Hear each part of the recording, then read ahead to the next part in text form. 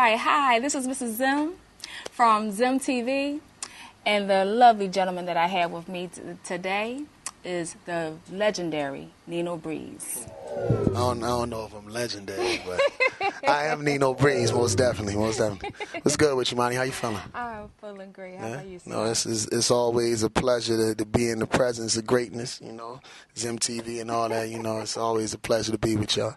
Same here. Yeah, man. So what's up? Well, we definitely want to know, how did you get started being in the performing business?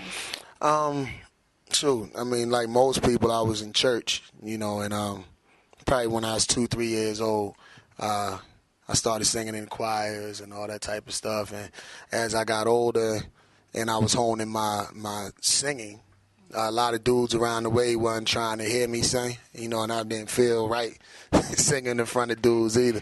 So, I started getting more into my hip-hop bag a little bit, and that's when I started honing my rap skills, and then I just started putting it all together, and so it's been about some years that I've been doing it, working on my craft, and like really going at it. I would say since I was about 12 years old was when I really first realized I wanted to do this for a career, and I really started going hard at that time.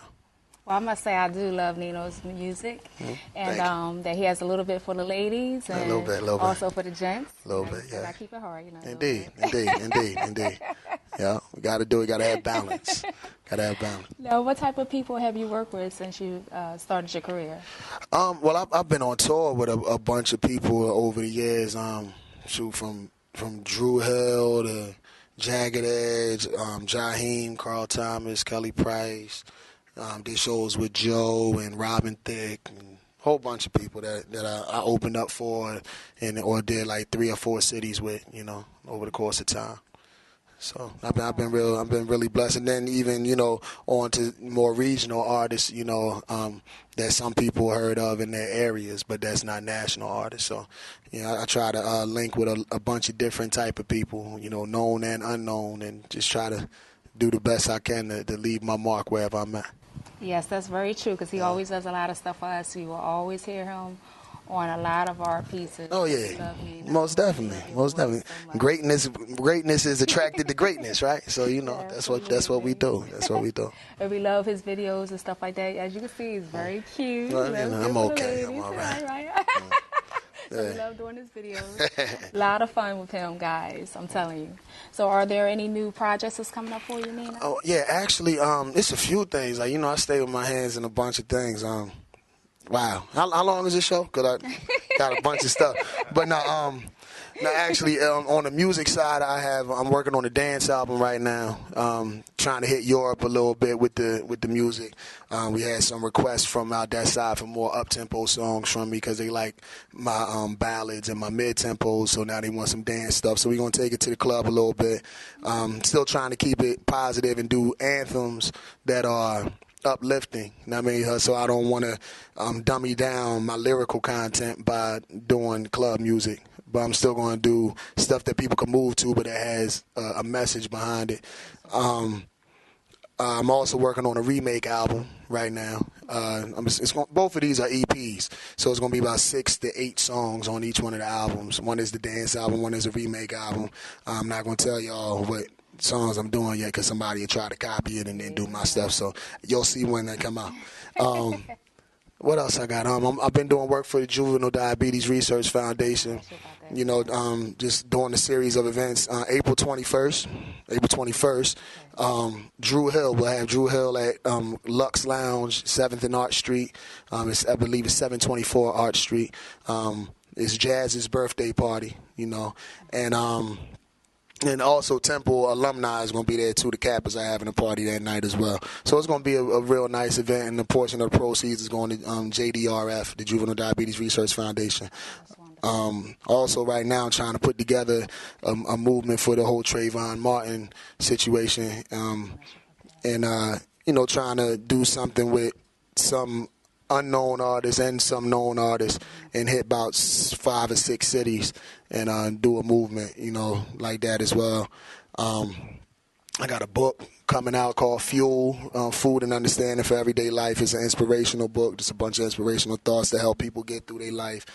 So if you find yourself in a rut, you could just pick this book up and say, wow, okay, it's going to be something in there that's going to get you over the hump, because I just write down from my experiences. And as we know, it's only a certain amount of emotions that are possible to be felt, and I believe that I felt a good amount of those emotions, and I was able to touch on all of those. So at some point, whatever emotion that you're feeling or what have you, you'll be able to have something in there that's specifically for you. Got the Record Shop TV show that I'm still hosting, with Rebel Hill Music, and it's a few other things. I'll be here all day talking about. I stay busy, you know what I mean? So that's what we doing. Right now, as you see, I don't know if y'all could tell, but we sitting in the library right now. We out West Philly at Blankenburg, and what I do there, I work with some kids who have behavior issues, and just try to give them some jewels and give them different ways to live their life and be productive citizens, as opposed to falling into the same rut that everybody else falls into in the hood. Just trying to get them a little better path to go. You know what I mean? So that's basically what I do. That's about 60% of what I do. You going to elaborate on your 40%? We'll be here all day. I got my hands in so much stuff, I swear, but it's all positive things. Yeah. I'm working on a few different things, but it's all for community betterment. Like I have, I've created programs for guys on parole. Just to get them acclimated, dudes that sold drugs. I have a program for drug dealers.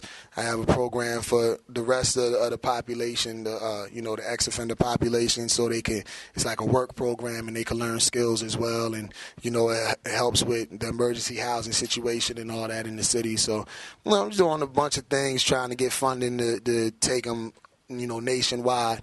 But, I have programs for young girls called Women of Standard, try to teach young women how to be young women, because there's not a lot of good examples out here now. Everybody's just looking at TV trying to find their way. Same thing for young men. It's called Men of Standard. You know what I mean? So it's Men of Standard, Women of Standard, and it's just teaching young people how to be young men and young women, giving them the values that they don't get, because a lot of people don't have those positive influences and those positive role models in their communities. We see too many negative role models, and people don't know what to do in order to maneuver through life. So just try to give them some of the instructions that they need to maneuver correctly. That's awesome. So, yeah. That's awesome. And I'm going to tell you guys, really, this is the real deal. Everything that he's talking about, this is exactly what he does. It's all real, definitely. Check out his Facebook page. He's always giving you the inspirational messages and things like that. And all the things that he has lived through, you can best believe you'll hear it there. You'll hear it here. Yeah, definitely. He's always going to tell you exactly how he feels. He definitely wears the emotions on the show. Yeah, I do. I mean, why try to hide them? Like, to me, like a lot of dudes, they play the tough role. I'm this and I'm that, but they not. It's a facade. That's their way of covering up all the pain and all the emotion, the raw emotion that they have inside. I don't have to do that. Like, I ain't got to play hard all day. I get hard when I'm supposed to get hard. You understand? So, ain't no need to be hard. Why, like Cat Williams said, you beefing at breakfast? Like, we be beefing with bacon now? Like, dudes is mad when they wake up. Like, it ain't that serious. I got a bunch of different layers and different sides, and everything comes when it's supposed to come, So I try to stay as positive as I can throughout the course of my life, because you get what you give.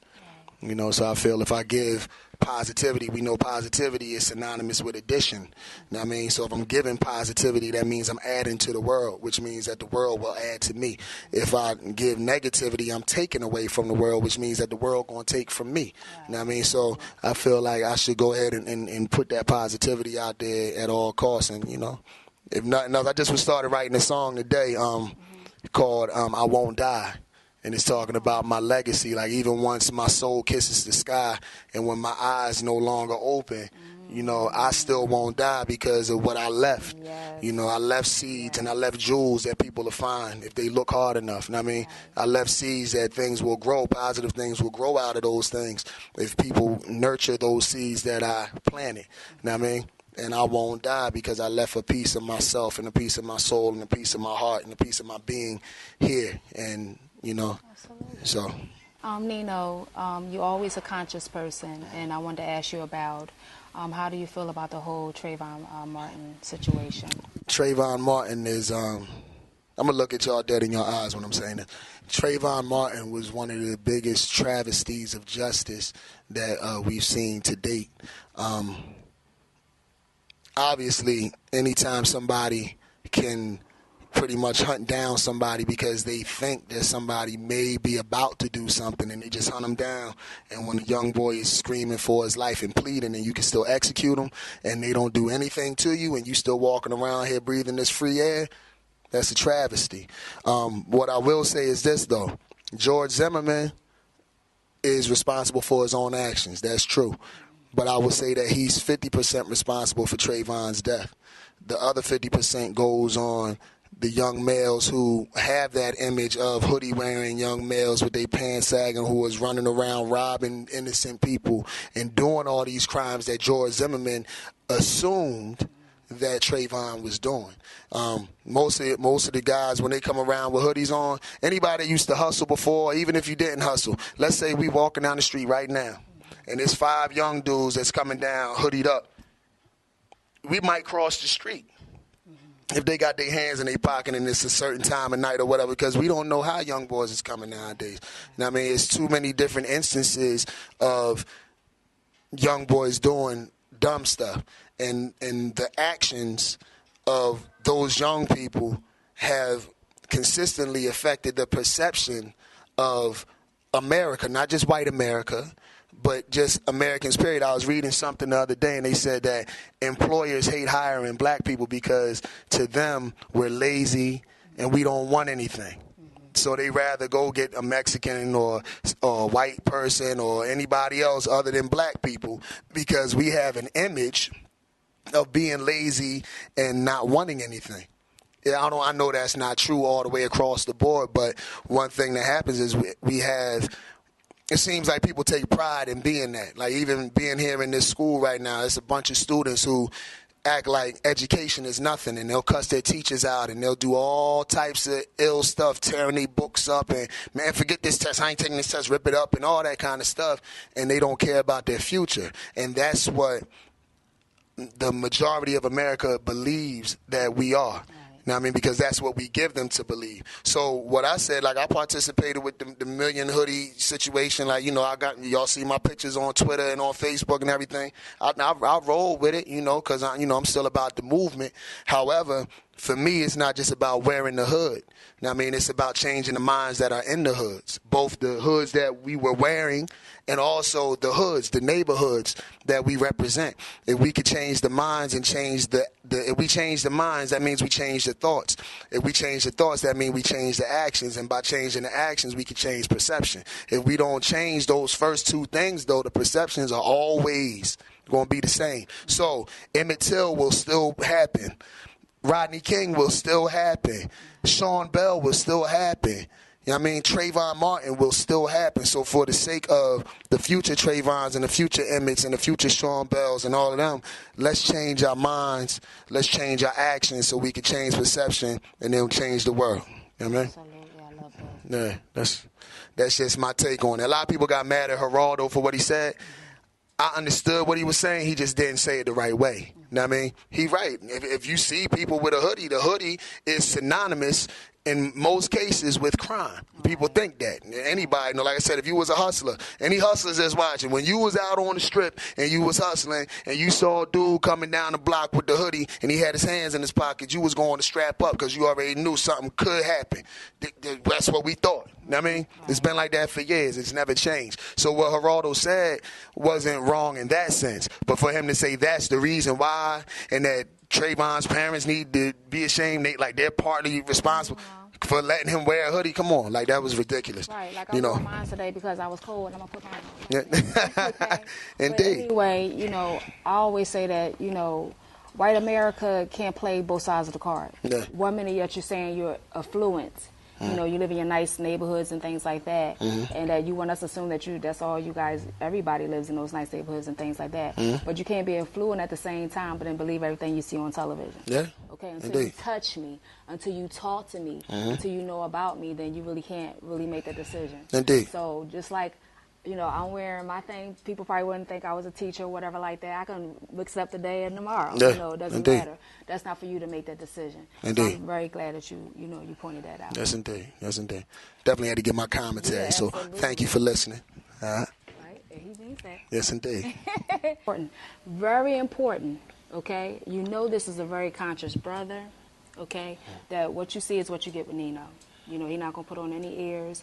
His music, he could, just like he told you, he can put out his music, and he always has messages in his music that he will not dumb down his music just for anybody. He going to give you a dance joints, but you still want to learn. Indeed. You're going to move. Always, right? You're going to move with knowledge. You're going to move with knowledge. That's right. You know? Yeah. So you know you want to contact him, and he's going to tell you exactly how to do that. Well, for all the Twitter folks, you got at Nino Breeze 1. That's NINO BREEZE, the number 1. Nino Breeze 1.